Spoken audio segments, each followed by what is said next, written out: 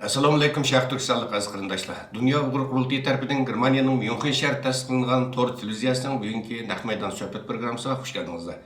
Men Farhod Yurunqashliman, oldi bilan hammangizlarni yurakdan salomlayman. Mush vaqtinglar xayrli bo'lsin. Hurmatli televizor ko'ruvchilar, sizlarga ma'lum bo'lganidek, o'tgan oyning, ya'ni 2-oyninki 25-kundan boshlab Cenevada Birleşken Devletler Teşkilatı Kişilik Hukuk Ali Komitesi'ninki 40. nöbetki yığını başlanğan ve yığının tuncu günü Türkiye Tashqi ishlar ministri Mevlüt Çavuşoğlu efendim maxsus Uyg'urlar meselesi haqida söz qilib Xitoyni qattiq ayıplagan bo'lib bu jazolangan masalasida va Xitoymi hozirgacha Türkiye hukumatiniki bu e'tiroziga hozirgacha norozilik bildirib va bu qatimqi yig'inga xuddi burungi BDTning yig'inlariga o'xshashli Xitoy hukumati zo'r tayyorlik bilan zo'r bir o'mak bilan kelgan, hatto uning ichida ko'rgazmalarni uyushtirgan, o'zining jinoiy qilmishlarini yushirish uchun yana shundaqla bu qatimqi Birleşken Devletler Teşkilatı Kişilik Hukuk Ali Kengesinin 40. nöbet yığınında Dünya Uyg'ur qurultiyi raisi Dolqun Aysa efendim başçılığındaki qurultay vekiller ömrü bilen üyedeki Xitoy vekiller o'tirishida gayet keskin talash tortish, keskin kurash bo'lgan aziz qarindoshlar. Bu jihatlarni atrofli ma'lumotga ega qilish uchun bugun Dunyo Uyg'ur qurultiyininki raisi va Xalqaro vakolatsiz millatlar tashkilotininki raisi Dolqun Aysa efendimni biz bugungi suhbatimizga taklif qildik. Hurmatli Dolqun Aysa efendim, vaqtingizni chiqarib ziyoratimizni qabul qilganingiz uchun sizga alayhi rahmat aytaman. Xush keldingiz. Ko'p rahmat. Xo'sh, Dolqun Aysa efendim, mesela bu Birleşken Devletler Teşkilatı Kişilik Hukuk Ali Kengesinin 40. nöbetki yığını başlanışından burun bazı uçurlar qargan vaqtida Xitoy hukumati Uyghur Tibet teşkilatları ve Uyghur teşkilatlarınınki 15 kişilik bir listesini o'z ichiga olgan, bir listeni Birleşken Devletler Teşkilatı'na sungan ve bu Tibet ve Uyghur rahbarlarının bu yığınga kirmasligini ve qatnashtirmasligini talab qilgan va u yerda kuzatish huquqi salohiyati bo'lgan ba'zi NGO'lar, ya'ni kishilik huquq tashkilotlariga bu yerda besim qilgan ularni kuzatishlik salohiyatini elitish haqida. Mushuna sharoitda endi siz bu qatimqi yig'inga qatnashdingiz va bayman deb o'tgandek keskin kurashlar bo'ldi, janglar bo'ldi. Zaten bu haqda bir ma'lumot berib o'tgan bo'lsangiz, chunki siz beshingizni kechuvdingiz ham qatnashyapsiz bu yig'inga hozirgacha. Rahmat.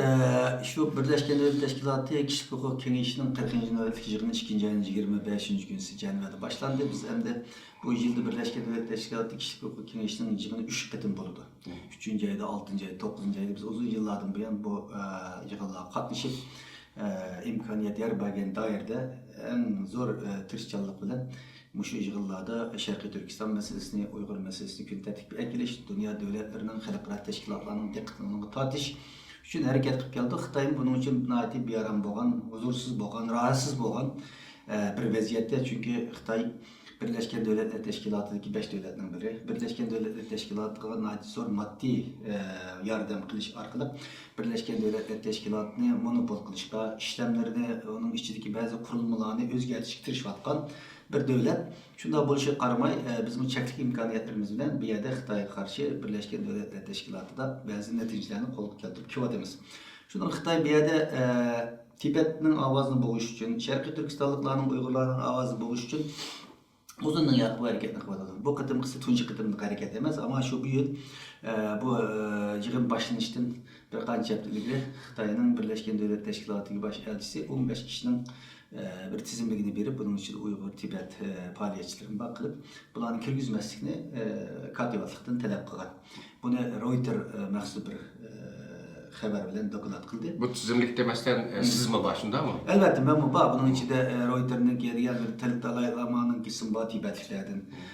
Benim ismim var, yani başkalarının, kimlerin isminin bağlılığını Reuters yazmaktı ama 15 kişilik bir depte, onun için fakat Tibetlilerden dalaylamanın depte, Uygurlarda benim ikimizin ismini yaptı. Ama onun içinde kimlerin tefsiri bağlılığı hakkında onlar bir məlumat demeyen. Şunu qam Xitoy bu yerda yalnız mening bu bizga kirish masalalarini tunji qatim to'sqinlikqa uchratish uchun harakat qilgan emas. 2017-yilda New Yorkda yig'inda meni Xitoyning shikoyati bilan qo'llab chiqarib o'tilgan 2018-yilda o'xshash voqeaga duch kelgan, ama bizmi u yerdagi o'zimizning haqliq da'voyimizni haqqimizni qo'lga olish uchun her xil usullar bilen xalqara kanunlar dairesi hareketimizni qilib keldik ve keyin onu biz kirgen yana. Bu Cenevadagi yig'inlar uchun Xitoy bundan burun jiq shikoyatlar bo'lgan, ammo biz bunga 15-20 yildan buyon qatnashib kelayotganqa xalqaro Birleşken Devletler Teşkilatı Kişilik Huquq Kengashiga a'zo davlatlar tarafidan bo'lsin, katibatlik tarafidan bo'lsin, xalqaro tashkilotlar tarafidan bo'lsin, dunyo qurultiyi to'nilgan, e'tirof qilingan ve Xitoy degandagidek Xitoy chunki bizni kirgizmaslik uchun terrorist tashkilot, bölgünçü terrorist qalbı bilen başkalarını qabul qilib bizni yani cheklashga urindi. Ammo bizning qanday bir tashkilot bo'lganligimizni, kim bo'lganligimizni bu yerdagilar bilganligi uchun hozirgacha Cenevada bunda bir cheklashga uchrab baxmadik. Ammo bu qatimda degandagidek g'albilik oldi bu yig'inga qatnashdik ve bu yerda 3-oyning 6-kunisi xalqaro kechirim qilish tashkiloti, xalqarodagi inson huquqlari kuzatish tashkiloti, xalqaro inson huquqlari markazi, dunyo qurultiyi ve Dünya Hristiyan Hemkarlık Teşkilatı olup 5 teşkilat birlikte Birleşken Devletler Teşkilatı da bir Şarkı Türkistan'daki ceza lageri deydiğen timida bir çoğun bir yığın ötküzdük. Onun aldıdan biz bir kanca haftalardan bu yan devletlerin elçihallarından alakalı Birleşken Devletler Teşkilatı, Halkara Teşkilatlarla alakalı kanday kılıp müşmesinde bu katım yığında mühim bir gün tertip ekildiğin mesele kılalayımızda bunun hizmetleri bir kanca aydan bu yan, yeni yıl kirgenden bu yan bunun başlangan demek yaxşı bir netice oldu diye de oylayman. Mesela bu siz bayda öttünüz mesela 6 April günü bu 5 çoğun teşkilat Mart'ta 6 Mart'ta Dünya Qurultayının öz çıkargan 5 çoğun teşkilat ötüzülgen bu kadımki yığınga hem de menen bilişimçe 30'dan artık aşı devletin beydetlik vekilleri katı. Şayet bir Xitay bilen bir Dünya Qurultayı oturuz böyle yani siz bilen konkret net kalktı da siz bilen bir qattiq u yerda bir talash tartishga to'qinish bo'libdi. Bu qanday ahvol zaten? Biz bu Birleşken Devletler'in bu kadar yığın başlanışından burun tüt teşkilat, Xalqaro Kechirim Teşkilatı, Xalqaro İnsan Huquqlari Kuzatish Teşkilatı, Dünya İnsan Huquqlari, Xalqaro İnsan Huquqlari Merkezi, Dünya Qurultayı 2-ayının 4-günüsü yani bu nima başlanışdan, yığın başlanışından 20 gün burun Cenevada tüt teşkilatının rehberleri yığılıp Muşu qatımlıq kişilik hukuk yığınında Şarkı Türkistan'a paketlerini teşhirdiğen müstakil bir hayat evetişini talep kılıp ve Birleşken Devletler Teşkilatı İnsan Hakları Kengashi'de muşu hakkında bir karar kabul kılış hareketini başlatkan. Matbuat yığını açkandık bu yerde. Bu hareketini biz 20 gün burun başlagan. Bu BDT'de 3-ayın 6. günü boğan yığın şunun bir devamı. Biz bu yerde devletlerini ve komite azalarını Birleşken Devletler Teşkilatı'nı Şarkı Türkistan'daki bir ceza lageri meselesi buluvatkan hadiselerini tekşür edilen, tarafsız bir hayat evetiş, bunun BDS'de muşu hayat ile koltuk işini talep kılandık. Şu münasebette içilen bir yığın, bir yerde Xalqaro Kechirim Teşkilatı'nın baş katibi videodan katnaştı, İnsan Huquqlari Kuzatish Teşkilatı'nın rehberleri söz kıldı, Dünya Hristiyan Hemkarlık Teşkilatı'nın mesulleri yapıldı, ben bir yerde söz kıldım. O yerge bir 30'dan artık devletlerinin diplomatları katnaşkan birer yüzde xalqaro teşkilatların rehberleri, battıya vekilleri, başka mütehassisler battı. Elbette bunun içinde Xitay elçixanasının diplomatları mı yerge katnaşkan. Ondan keyin biz söz qilib bo'lgandan keyin savol javob qismida Xitay diplomati bir yerde söz talep qildi. Onun söz berdi. Bergandan keyin u bir qancha nuqtalarni eskartdi. Dedi. Bu Dolqun İsa'nın müsaade oturuşu ve Dünya Qurultayının çünkü o yakta Dünya Qurultayı'da bütün adamların ismi ve teşkilatının nemisi yazılı hem de levhede. Bir yerde bunun sözünün işi Birleşken Devletler Teşkilatı bu adamın gap kılışı ve Dünya Qurultayı'nın bir yerde sen de oturuştuğunuzda BDT'nin münasebetlik belgelerini xilap çünkü bu teşkilat terörist bir teşkilat Dolqun İsa terörist xalqaro Interpol tarafından tutuş buyruğu bilen tutuş buyruğu çıkarılan bir şahıs da benim şahsım geldi bir hücum oldu. Ondan başka dedi bunun da yengeplerin hepsi yalgan. Çünkü ben çünkü uyakta sözümde üzemnin apamның vaziyetlerinde ölüp ketkenligi ailemden alaqalamayotganligim ishkilanib bir paktni qilib bütün chet eldagi Uyg'urlarning o'xshab bir vaziyatda bo'lganliklarini mush asosiyatning jazo lagerining qandaq bir lager bo'lganligi vaziyatning nima bo'lganligi Sharq Turk jazo lagerining sirtdagi Sharq Turkistonning umumiy vaziyatini nima haqida bir doklat taqdim qildik edi. Dedi bu deganlarning hammasi yolg'on. her qandaq adam ya hozircha qila oladi dedi. İkincisi, üçüncüsü sırt çünkü şu bizi yığınlaşkan yani ki sırtıdılar Xitaydan çoğun bir Şinjan'da kişilik hukuk ve terakkiyatta bir resim görgezip içiptiki. Uygurların soynavatkan, nait hatırcam, bəxtlik hayatlarını əksətdiğen bir resim görgezmişti. Bana sırt körep yakında Uygurlar nait bir hatırcam, hiç bu diyendeki bir vaziyet mevcut demez bir yerde. Dep şuna bir qancha noktalardan chiqish qilib turib bizga yadiradi bergan bo'ldi.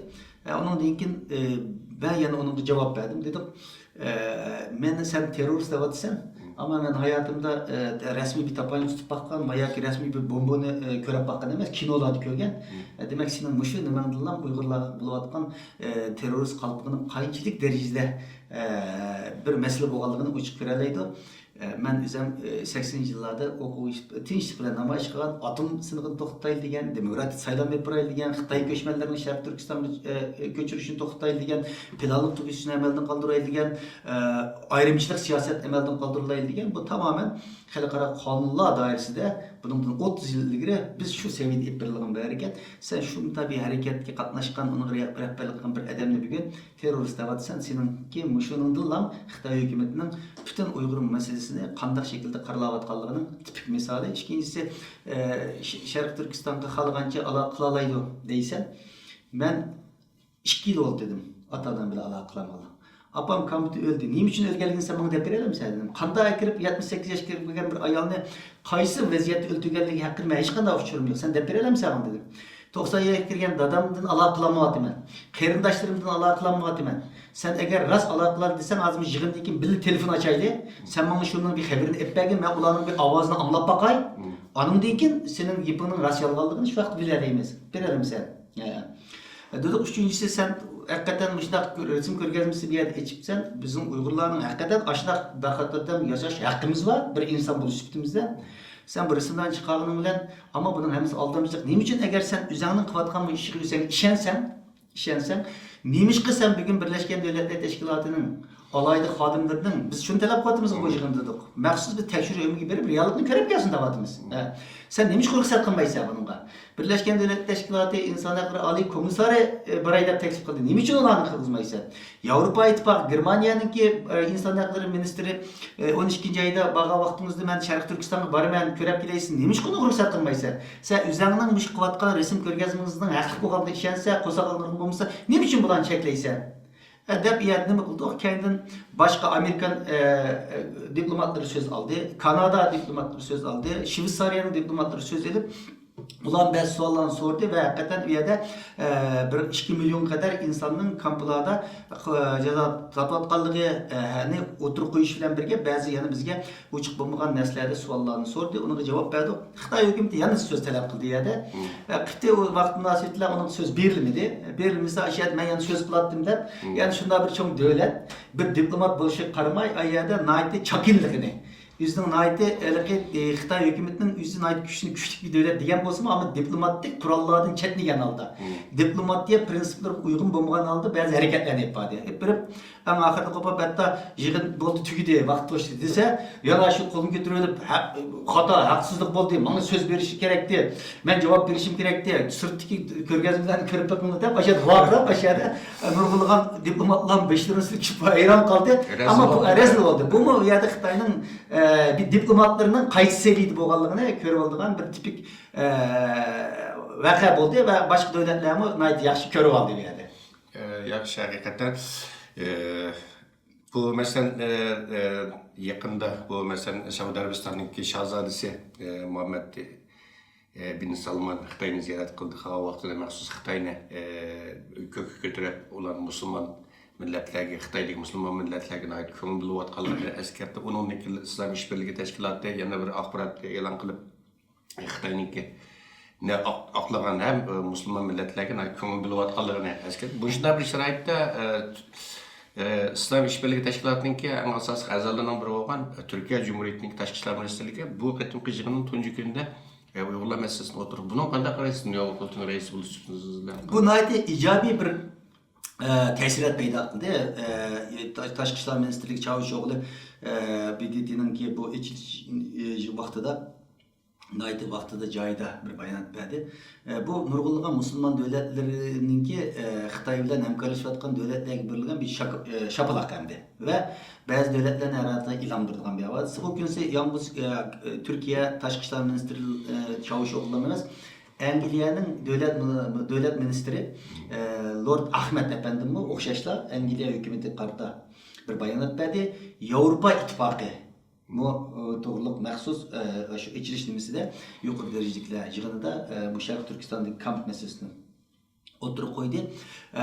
Demak, bu yerda bu ichilishida ministr darajalik insonlarning Angliyaning, Turkiyaning va Yevropa İttifaqıning bular ministr darajalik seviyada o'tirib qo'yildi. Bu yerda ichilish nutqida Sharq Turkiston jazo lageri masalasini o'tirib qo'yilishi haqiqatan bu Sharq Turkistondagi jazo lageri masalasining qaysi bir derecede müzakere kılınayotganligi, dunyoning davlatlarining qaysi derecede diqqat e'tiborini qo'zg'ayotganligini Xitoy garchi bu masalan biz shu Xitoy bilan talashda chiqqan vaqtda Xitoy shuni dedi, yana 4-chi bir masala bizda undaq jazo lageri kampi yo'q dedi. Yig'ilish kampi emas, jazo lageri emas, bu faqat dam olish markazi, vocational camp, dam olish markazi va kasbiy jihatdan tarbiyalash markazi degandeki ben ona bir cevap verdim. Yok, sen dedik eğer bunu sen demiriş merkezi ve terbiyeleş merkezi sen bizim kolumuzda 380'den artık profesörünüm. Şincan Üniversitesi misal aldım. Şincan Üniversitesi'nin profesörü Taşbulat deyip ölüm cezası verildi işkilki çıktırdıgan. Şincan Tıbbi Üniversitesi'nin müdürü Halmurat Uşur'a ölüm cezası verdi işkilki kaldı. Kaşka Üniversitesi'nin profesörü prezidenti müdürü Erkin Efendi'ye müddet qamak cezası verdim. Demek bu insanların terbiyeleşke ihtiyacı var mıydı? Bu insanlarını kopap ölüm cezası verdiğin ne mi günah kılan? Ya bunu açıklayalım sen dedik. 380 kolumuz tizimlik var. Biz bilerliğimiz ama bilenmegen necimminliğin profesör okutkucu ziyarlar. Ulan çıkanda kesbiyat terbiyeleşke ihtiyacı yok. Benim 78 yaşına gelen anam pensiyeye çıkan ayağına terbiyeleşke ihtiyacı vardı onunki. Dep yardım kıldık. Bu mu Xitoyga qanchalik bir yolg'on yurishurman deyish orqali texmo o'zi yerda aşı gaplarni qilgan vaqtda butun bir kulki ovoz anlandiku zalda mazaq qandigida qildi. Shu demak bu yerda ichilish nimasida ministr darajalik ichilish nutqida bu masalani o'tirib qo'yishi bu masalaning Birlashgan Davlatlar xalqaro vaziyatda qaysichilik bir jiddiy bir masala bo'lib o'tirib chiqayotganligini tipik misali hem tönegin ondan başka yani nurg'unlagan devletler Birleşken Devletler Teşkilatı yani uygulamasız. Mesela Germaniya, yani Angliya, Çek. Çünkü biz ötken 6. statü küçülüşten keyin bir qanchalagan biz 8'de devletning elçiler bilan kurashdik bu yerda. Elçixonalarning diplomatlar bilan kurashdik. Ko'rishib umum vaziyat to'g'riliq ularning savollariga javob berdik. Ayrim o'zimizning qayg'ularini o'tirib atdik. Çünkü hozirgacha 1 milyon, 2 milyon, 3 milyon sanını qanchalik deyishi qat'iy nazar. Ama en azından 1 milyondan artıq, 2 milyondan artıq adamning bu jazo lagerida bo'lganligi davlatlar tarafidan shubha qilinmaydigan. E'tirof qilingan bir masala. Faqat Xitoy e'tirof qilgan. Xitoy ma'lum nisbat e'tirof qildi-ku, bir e'tirof qilmagan hech qanday yo'q da ba'zilarida bizda manda masala bor mavjud. Tarbiyalash markazi var dersi o'tdi. O'zi mudofaa qilish bosqichi o'tdi. Hem de en dikkat çeken bir mesele bizim bu katım oturup koyup dünyanın dikkatini çekmek zorunda dersimiz. Çünkü sanını bilmeyimiz ama 500 bin kadar Bitter Winter deydiğen İtalya'daki bir kuruluş bu Xitoyning ichki o'lkariga 500 mingdan ortiq bu jazo lageridagi Uyg'urlarni yo'lkaganligi haqida uchur taqatdi. Buni Erkin Asiya radio stansiyasi buni isbotladi. Shu Xitoy saqchilari bilan nimalar bilan telefon qilish orqali mana shu yerda Uyg'ur jinoyatchilar bor degan ovozlarni berdi. Demak, bu dünyanın dikkatini tatmayotgan mesele. Çünkü nima uchun bu Uyg'urlar yerga o'tkazgan? Nima sabab bilan? Men so'zimda bu narsani dedim. Bu yerda nurg'unlagan 30 dan ortiq davlatlarning diplomatlari bor ekan, sizlardan buni talab qilamiz. Nima uchun Uyg'urlarni Xitoy yerga to'shish zurriyati tug'ilib qoldi? Ikkinchi bular nerede? Uchinchi soni qancha? Sizlar bunun hesabını soruşturmak gerek degan telimizni o'qidik. Çünkü bizim endişimiz bu Uyg'urlarni ichki a'zo etkazchiligini qurbon qilib etishi mumkin. İkincisi bu insanlarni o'ldirib etib qilishi mumkin. Çünkü 2009 yili mana 10 yilligiga yaqinlab kelyapmiz, Urumchi 40-yilligining bu nurg'ungan hatta 10 mingdan ortiq Uyg'urning yo'qolib ketilganligi haqida xalqaro matbuotlarda xabarlar chiqqan. Aniq sanni hozir hiç bilmaymiz 10 yil bo'ldi. Ammo bularning nurg'unlari balkim ishkaza etkazishning qurboni bo'lib ketgan bo'lishi mumkin, nurg'unlarni o'ldirib etgan bo'lishi mumkin. Chunki o'zining izlariga hozirgacha yo'q. Xitoy hech qachon bu to'g'riliq bir ma'lumot bermadi hozirgacha. Endi uning qo'shib jazo lageri masalasi o'tirib chiqqanda hozir bu sonning 500 ming atrofida. Yani 20 milyondek bir insanın işkiri ötkelgelik haqida gap so'zlar bor. Buni biz qo'limizda aniq bir sonliq ma'lumot yo'q deyamaymiz, ama en azından necha minglagan, 10 minglagan, hatta 100 minglagan insonlarning ko'chirganligi bir realdir endi. Endi bu insonlarning vaziyatini, bularning oqibatini surishti qilmasa, bu baxatarlik endi. Dunyo tek buni diqqat qilmayotdi. Bularning hisobini so'rashing. Bu qadim biz ham mushu masalani o'tirib qo'ydik bu yerda. Rahmat. Lokman efendim, mesela 6 Mart kışı bir faaliyetlerimizi tüketip bu Brüksel kelip 7 Mart'ta bir yerde Avrupa İttifakı'nın aydın mühim yığında oldunuz ve bir yerde bazı toplantılarda verdiniz. Bu hafta biraz kısa malumat veriyorsunuz. Bu hafta yeni Brüksel'e geldik hadisi çünkü bu Xitay bilen Avrupa İttifakı'nın yılda ötküzülatkan kişilik hukuk diyalogu. Diyalog var, doğru. Ötken yıl 7. ayının 9. günüsü bu diyalogunu Beijing'de ötküzgen bular. Şu vaktimizde mi biz Xitayga berişten burun Avrupa Taşqi İşlar Ministerligi bilen biz qaygılarımızı, dokladlarımızı, fikirlerimizi qilgan, ular bilan söhbet bo'lgan. Ular 7. ayının 9. gününe berip bu Şarkı Türkistan cezalar meselesini o'tirib qo'ygan va Şarkı Türkistan biz yer televini o'tirib qo'ygan. Xitoy rad qilgan. Bu vaqtimizda bunda tarbiyalash markazi var degan gapni degan nima Xitoycha. Bizda hech qanday narsa yo'q degan. Biz baraymiz unamagan. Hem de bununki keyingisi şu 3. ayının ahiri aniq kun belgilenmepti. 3. ayının ahiri ve 4. ayının başları bu Brüksel'de bulmakçı. Çünkü 4. ayının 8'i Avrupa İttifakı ve Xitay'la ali derecelikler uçuruşu oldu. Şunun durum bu kişilik hukuk diyalogu Brüksel'de bulmakçı. Şunun bu münasebetle dünyadaki bir kadar tesiri var, teşkilatlarının rehberlerini ola çağırıp şu Xitoydagi umumiy kişilik hukuk vaziyatları yig'inida nimalar muzokara qilinishi kerak, bizning qayg'ularimiz, talab fikrlarimizni muzokara qilish bir yig'in edi. Bu yerda ham yoki shu taklif bilan bordik. Biz o'zimizning shu jazo lageri masalasi o'tirib chiqqandan buyon o'tirgan dokladlarimizni yangiladik. O'xshashlar degandek bu eng jiddiy masalaning 500 mingdan ortiq insonning ishkiri bunun sürüşü qilish kerakligi. Bunun Xitoy javob. Bunun Avrupa İttifakı bu qadimgi diyalogda buni nuqtaliq masala qilib o'tirib qo'yish kerakligini. Bu insonlar nerede? Nima sabab bilan yetkelgan? Qilish kerakligini dedik. Hem de bir yerde elbette bu Xitoy bilan bo'lgan kişilik hukuk diyalog degan vaqtda nurg'un masalalar bor. Hatta Hong Kong meselesi, Tayvan meselesi, işsizlik meselesi, dini itiqad erkinlik meselesi, Falun Gong meselesi, Tibet meselesi, Xitoy Hristiyanlarının meselesi, nurg'un problemler var. Bu işlerin hepsi muzokara qilingan ama aldığım gündeki bu yığında asasen 70% Uyghur meselesi muzokara qilindi. Yani mayli xalqaro kechirim qilish tashkilotlarining xodimlari bo'lsin yoki inson huquqini kuzash tashkilotlarining bo'lsin va yoki kishilik huquq faoliyat tizimida qilish tashkilotlarining bo'lsin, bütün teşkilatlarınki ular sungan teklif loyihalarida asosiyati mush Uyg'ur meselesi. Yani 70% degidek mush Uyg'ur meselesi muzokara qilindi. Ularga o'tirib qo'yilgan talab fikrlarni mush tashkilot o'tirib qo'ydi. Biz o'zimizning talab fikrlerini oturup koyduk.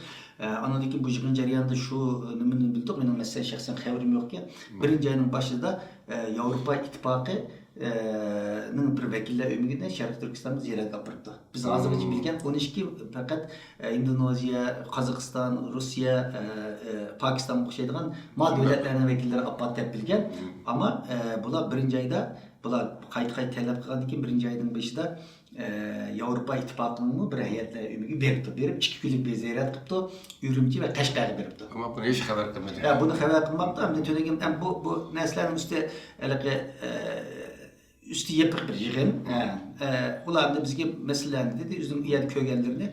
Mesela Yeydika miçde kiribdi, adam yo'q deydi. Sözleri. Tam Xitoy onu boyab qilganda u bütün Yeydika nimesinde bir tane Qur'oni Kerim bor ekanda, bir tane Qur'oni Kerim. Ular so'rabdi, mushundaq Yeydikamiz bir Qur'oni Kerim nima qildi bo'lsa, hozir xalqlarning turmushini yaxshilanib ketib, turmushi o'sib ketib, hozir diniy ishonmaydigan bo'lib ketdi. Shuni ketib boshidi.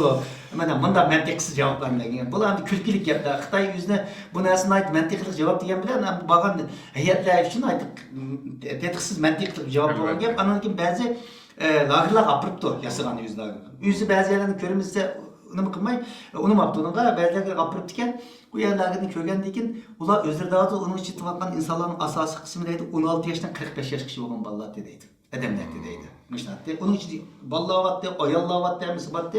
Ham ular baba biz bu yerda nayt yaxshi tarbiyalatyapmiz, bizga kallimiz o'zgardi deb ma'vu shaklda bayonlarni beribdi. Ama bular buni ko'rgandan keyin bu ishning tamoman yasalgan bir ko'rinish bo'lganligini ular his qilgan gap endi bu ko'rishlardan. Rahmet Altın efendim, hakikaten şunu sormakçı. Mesela Dünya Avrupa Kultürü'nün çakırığı olan Avrupa'daki bütün teşkilatlarımızdan, dünyanın askerlik teşkilatlarımızın kızgın yardımı olan avaz koşuyla mesela ötkəciyle 4. ayının 27. günü Brüksel'deki Avrupa İttifakı'nın aldığı 5000 kişilik namayış. Bunun 11. ayının 6. günü Cenver'deki BDT binasının aldığı 5000 kişilik namayış. April ve Dünya Avrupa Kultürü'nün çakırığı olan yana şu aldığımızdaki 4. ayının 6. günü Washington'dan zor bir birleşme namayış ötküzülüş karar kılındı ve bunun kampanyada tayarlı hizmete ciddi şekilde ilip veriyordu. Siz Dünya Avrupa Kultürü'nün reis buluş sütunuzdan bu namayışın ehemmiyeti kanda karaysız ve bu namayış kadar halkımızdaki kanda tavsiyeler bulursunuz. Şu siz mi degandagidek biz o'tgan yil 2 qitim Yevropada zo'r ko'lamli namoyish o'tkazdik. Biri 4. ayning 27-kunisi Yevropa komissionining oldida. Chunki bu Xitoydagining Sharqiy Turkistonda ipirayotgan jazo lageri masalasi 2016-yilning oxirlarida boshlangan. Rasmiy shaklda buni yo'l qo'yildi 2017-yilning 3-4 oylarida boshlandi. Biz buni o'tgan yilning boshlarigacha dunyoda yeterli derecede bununla bir mayli xalqaro matbuotdan bo'lsin, hukumatlardan bo'lsin bir diqqat qo'zg'agan bo'ldik. Bizning Yevropa parlamentida ittifoqi Yevropa komissiyasining oldida bo'lgan namoyishimiz bununla bir chora izlash maqsadidan bo'lgan. Bir qancha oylik tayyorliklardan keyin bo'ldi. Demak bu shundan keyin 5-oyda, undan keyin 15-kunisi Yevropa parlamenti inson huquqlari komissiyasida tunji qatim bu jazolarga qanday masala deb aniq guvohlik berishgan bo'ldi. Demek dünyanın dikkatini, hükümetlerin dikkatini, xalqaro matbuotlarning diqqatini tortish uchun shunday bir cho'ng harakat zurriyatyapti. Chunki qanchalik xalqimizning iyada azob tortayotganligi, qancha million insonning iyada bo'g'ayotganligini biz Uyg'urlar bilgan bilan xalqaro turliq buni diqqat qilmagan. Chunki butun uchurlarni qabul qilayotganligi uchun bizning masalamiz unda bir dunyoda bilinib ketgan bir masala bo'lmaganligi uchun, uchur qamal qilinganligi uchun bu biz bilimiz qanchalik azob tortayotganligimizni, oilamizning, urug' tuqqanlarimizning, do'st birodarlarimizning yo'qolib ketayotganligini xabarimiz bor, ammo dunyo buni diqqat qilmagandan keyin bu yetarli buni anglatish qiyinchilik topdik. Shuning uchun berilgan keyin 11. ayning 6. kuni Janvarda 2. qatim bir namoyish qildik. Chunki o'xshash kunsi Xitoyning kishilik huquq vaziyatini so'roq tortadigan bir kun bo'lg'achqa 2. qatimlik namoyishni biz yerda o'rlashtirdik. Demak bu namoyishlarning hammasi xalqaro matbuotlarning, hukumatlarning, Birlashgan Davlatlar Tashkilotlarining, xalqaro tashkilotlarning Sharqiy Turkistondagi mushu jazo lageri meselesiga nisbatan diqqat e'tiborni tortish, aşağıda bir insoniyat qarshi ishlangan bir jinoyat shakllanayotganligi, bir so'yqirm shakllanayotganligi, bundan iborat bir reallikni dunyoning qalisi so'qish uchun ilib berilgan bir ommaviy harakatdir bu. Bunun teşvikatları bo'ldi, Facebook'lar. Bunu anından keyin nurg'ulgan qarindoshlarimiz o'zining shaxsiy oilasining, urug' tuqqanlarining qarindoshlarını, do'st birodarlarini, ota-onasini nerede deb teşvikatlar yapadi, guvohlik berish yig'inlari yapadi. Bularning hammasi keyin asta bugün dünyada mana Birleşken Devletler Teşkilatı'da ministerler oturup koyduğun Avrupa İttifakı'da bu mesele birinci mesele oturup koyduğun bir derece geldi. Demek müşterilerin hemmisi de bütün teşkilatlarımızdan, şahsi insanlarımızdan, yalnız kişilik namayişlerinin, imza kampanyalarının, anındaki guvalık bir işlerinin rolü zor oldu. İşte olan birlikte bu 2 katımlık namayişten zor bir xalqarалық təsirat qo'zg'ish nuqtai nazaridan zo'rin oldi. Endi ishlar oldimi? Yo'q, dedik qo'y. 500 ming odamni ishga yo'tkidi. Buningdan dunyoda diqqat e'tibor tortilmaydi. Xitoy buni nima uchun yo'tkidi? Balkim bu insonlar o'tirib yo'q etishi mumkin. İşga jazo o'tkazishga qurbon qilib etishi mumkin. Va yoki Sharq Turkistonda bu odamlarni yanılam jazo lageriga uzluksiz to'shqizgan avval bo'lsa, balkim kamplar yetishmay kelib bunu boş düşü zürriyet tuğulgan buluş mümkün kapasite eşip gitip kadip. Her kadar ihtimallik var. Bunu şuna olanlarla dünyanın dikkat itibarı kozgaldı diyen bilen bu kamayı. Teki mevcut buluvatkan reallıklarının biz fakat %2% aran dünyaya kanıtı aldık. Hakika vallahi biz oylagan dedim ve şeydi. Bunun için biz yanına kım kölemlik ammi hareketlerine, xalqarалық tesir kozgaldığı hareketlerine ihtiyacımız var. 4. ayının 6. günü bulduğunun naq şu hareketlerin bir parçası. Yani Uygurlarga erkinlik yürüyüşü dep 4. ayda Brüksel'de, 11. ayda Ceneva'da kıldık. Bu hem de şu Uygurlarga erkinlik yürüyüşü namayişinin Washington versiyonu yani. Versiyonu. Şunu hem de Washington 4. ayda kılmak için. Çünkü dünyanın iki çoğun siyasi merkezli kıldık. Hem de Washington dünyanın en çoğun siyasi merkezleri. Biri şunun için bu kadar Washington'da bunu kılış arkalık Amerika hükümetinin tekimi. Zaten Amerika hükümeti, Amerika parlamenti bu meseleden ait uzun aylardan bir ciddi muamele batkan hükümet ve parlamento. Amerikan bunu namayişini ötkizimiz gene bir sebep. Amerika parlamentosunda, Amerika kongresinde iki Uygur hakkında iki kanun layihasi tanıştırıldı, saklavadı. Biz ötken ayının başını berip bu kanun teklifinin layihasini sunulan parlament azasıyla, kongres azaları senatörler bilen köreştik, hükümet bilen köreştik. Aksaray bilen görüşümüz oldu, fikir ilişverişimiz oldu, ulağa vaziyette hakkında kıldık. Hem de bu kanun teklif layihasının kanun bulup çıkışı için nurgun da hareketlerini kılışka. Doğru ki batıdı. Bunun Amerika'daki dostumuz hareket batıdı. Biz bağlandık göreştik. Anda halkara keçirim kılış teşkilatı Amerika şubesi bütün yüzünün 2 milyon artık azalarına muşakta seferberlik yapmadı. Yüzü turuşluk raylardaki kongres azalarına muştoğuluk hareket ediş tavsiyesini kıldı. Demek bunun için biz Uygurların yan hareket kılışın. Bu namayişlerin maksatlarının birisi mi? Amerika Kongresi'nin ve hükümetinin dikkatini tartış arkalık muşuk kanun layihasını imkanba tız bir surette çıkırış. Çünkü bu kanununki ahmiyeti pek zor. Çünkü bu kanun bu çıkan iki layihə ne buldu? O vakta Amerikan taşkı işler siyasetinde de Uygur meselesi her günü çokum körüş mecburiyeti olan bir meseleye ayrıldı. Çünkü Tibet meselesi bugün Amerika taşkı siyasetinin bulak Xitay bilen boğan münasebetlerinin mühim bir meselesi olup her zaman Prezident Trump'ın ya ki Amerika Prezidentinin ki üstünde boğan bir mesele. Uygur meselesi onda emas. Nimesi onda bir kanun yok. Bugün Tayvan'ga Xitay hücum kılman deydi ama Tayvan'ı qoğdaş Amerika kanunu boyunca Tayvan'ı qoğdaş kanun boyunca belirlenген. Şunun için Xitay onu tegenmeydigan gap. Tibet'nin milli medeniyetini saklap kılış, dini itiqat erkinliğini saklap kılış meselesi doğulup bizge qilgandagidek bizim umum qilamadı. Nima etse Amerika'nın şuna kanunu var. Şimdi yılda mesela Kongres 14 milyar dolar pul ajratdı bugün. Biz bu aşı seviyeye yetişimiz gerek. O vaktimizde Amerikan Taşkı İşler Ministerliği de, hükümeti de məxsus Uygur meselesini küstüdüğün bir koordinasyon işhansı kuruldu yerde. Ular 24 saat Şərq Türkistan'daki meseleye dikkat kılıdığın gap. Anadaki Xitay bilen boğan münasebetlerde Uygur meselesi, Tibet meselesi her zaman Prezidentin üstünde bulduğun bir mesele. Bunun için mühim bu nese. Biz şu seviyeye yapışımız gerek. Bunun için bir yerden nait, nurgun, tirişçalıkla kösüşken, nurgun hareketlerini kılışımızga doğru geldi. Hem bu Amerika'daki 4. ayının 6. günü bulduğun namayış. Bundan bırın 2. kıtımda namayış qarğan jağdım ahmiyeti zor bolgan bir namayış. Çünkü bu kanunun tizrat emelge eşişki tesir kılıdı ve şundakla Amerika'nın tekimi bu meselede. Onun üstü biz bu namayışını bir yerdeki bütün Kanada'dan, Amerika'daki kayındaşlarımız ve şundakla bütün Amerika'daki Müslüman teşkilatlarını seferber kılıp yüzümüzden Uygurlardan başka. Ma o şekilde ötküzmek hatta biz bu namayış belki 5-10 bin adam gelişi mümkün. Arzu kuvvetimiz ve şunun tayarlığının kuvvetimiz.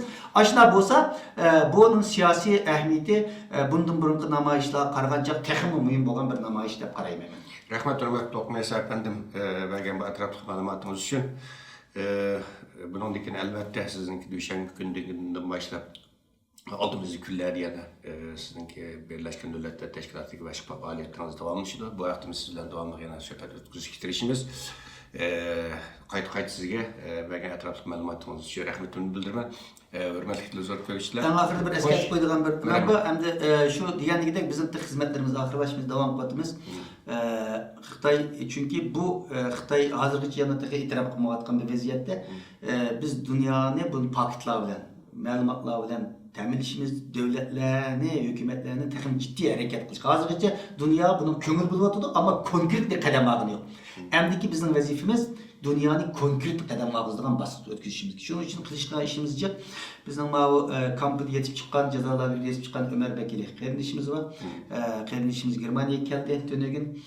Biz eti Berlin qarab yolga chiqimiz. Dushanba kunsi Germaniya federal matbuot sarayida Xatar Asli Milletler Teşkilatı Dünya Kurulu birleşip bir yerde Germaniya parlamento a'zolarının qatnashishi bilan eğer bir matbuot yig'ini qilamiz. Andan keyin Germaniyaning yuqori darajali amaldorlar bilan uchrashamiz.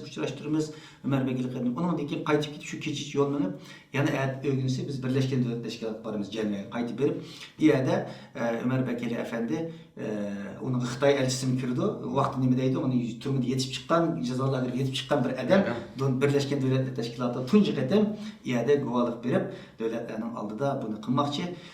Şununla bu mesele kelgan vaqtimizda bütün qarindoshlarımızın bu guvohlik berish meselesi, xalqaro uyg'otish meselesida texnik burunga qaragan ciddi vazifa majburiyat tushdi.